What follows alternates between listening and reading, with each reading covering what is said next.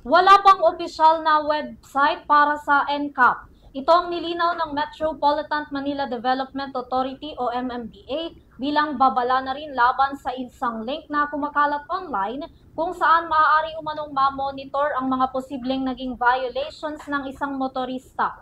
Si Catherine Landicho magbabalita.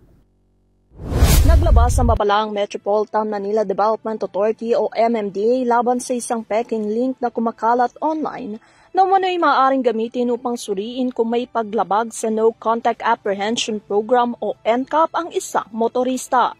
Ayon sa MMDA, ang link na tinatawag na may violation ba ay hindi opisyal. Pinayuhan ng ahensya ang publiko na huwag gamitin, i-type ang kanilang plate number o i-share ang nasabing link upang maiwasan ang kalituhan at posibleng panganib sa seguridad. Ninilinaw din ng MMDA na inaayos pa nila ang opisyal na NCAP website at pinayuhan ng publiko na maghintay ng opisyal na anunsyo. Sa muling pagpapatupad ng NCAP, mahigit 1,000 paglabag ang naitala sa unang araw pa lamang. Karamihan dyan ay kaugnay ng paglabag sa traffic signs at illegal na paggamit ng EDSA busway.